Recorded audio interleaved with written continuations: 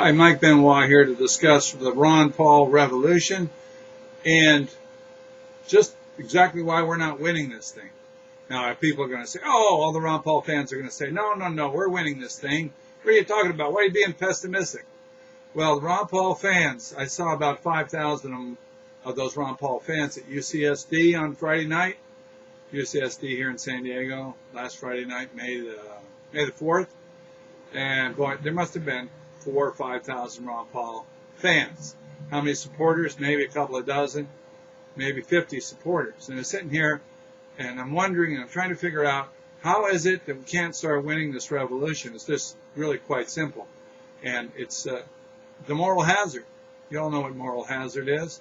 We have been living under the illusion that we're free and we haven't been applying eternal vigilance. What's eternal vigilance? Well, heck, you all know what it takes to be happy when it comes to clothing and food and shelter. You know, you have to put effort out on that. And, or to be happy, you have to put out some time, some effort, maybe some money.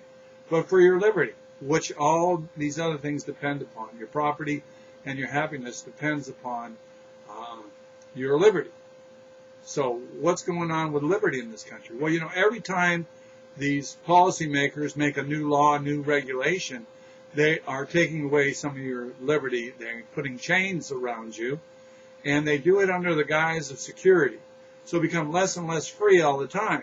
Well, how do we stop that? We actually have to resist the tyranny. You know, if you go and fight a traffic ticket, you're resisting the tyranny. Or if you fight anything back that the government is taking away your right. If you fight, you're resisting the tyranny. How many people resist the tyranny 2 hours a month? You know, you get, about 720 hours every month that we get? And how about 2 hours a month to resist the tyranny? Now, at the Ron Paul rally, we saw a lot of Ron Paul fans, but a friend of mine was calling them out as being Mitt Romney supporters. Maybe Ron Paul fans, but Mitt Romney supporters. Why are they supporting Mitt Romney? Well, it's sort of like passive support. It's because they're not actively engaged in going out there and getting people to vote for Ron Paul.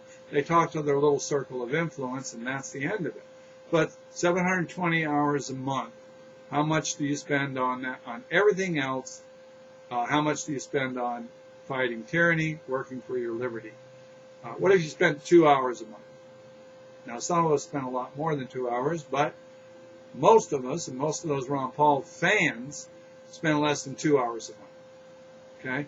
Well, what if those 5,000, I know what if, 5,000 people at UCSD spent 2 hours a month? That's 10,000 hours.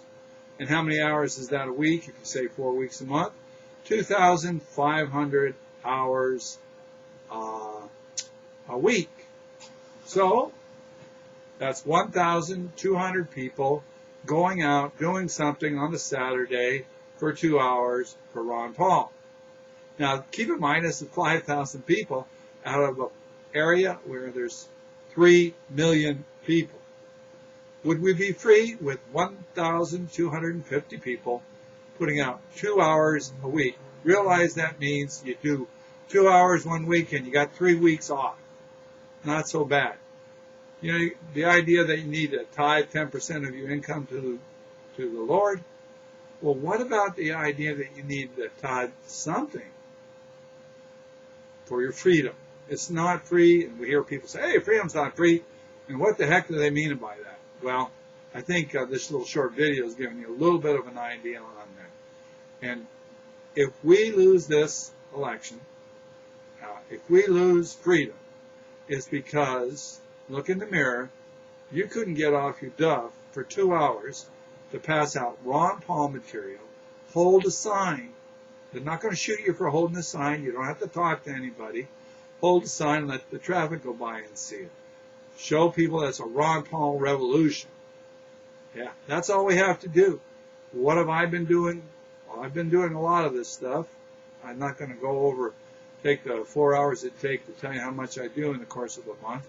But I do spend a lot of time trying to figure out how to get people to get out and pay a little bit of a price for freedom. Now, here we are in San Diego. The absentee ballots have already been mailed. I received mine today. We're running out of time. We need to get every single piece of literature that we have out in the hands of a potential voter, get all the signs out, and we need to do this now. We had 5,000 people at the rally. We had 200 out of our meetup group go there. That's about 1/5 of the entire size of our meetup group. But we're going to have a hard time getting a couple of dozen to give that 2 hours this weekend. Well, there's the woof and warp of the problem, why we're not free and why we're on a ship like the Titanic, the great American Titanic, and why we keep electing, and actually by tacit support, people like Romney or Obama that will continue the ship of state into the iceberg. And guess what, folks? There's not enough lifeboats. Yeah, that's true, not enough lifeboats. We can't turn this ship away with these kinds of people that don't think there's a problem. These are the people that think we're in the unsinkable American Titanic. Well, who's to blame? Look in the mirror. It's you. If you don't get out and put out the 2 hours, okay, you can do it with money too. Hire someone else to do it. But why don't we have 1,250 people in the street for 2 hours on the weekend here in San Diego? Why not 125?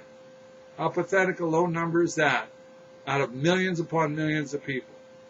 If we lose this freedom, you look at your grandchildren and your children in the eye. Tell them what you did. And if it was nothing, I don't want to be you. You're listening to Mike Benoit. Let's go for freedom.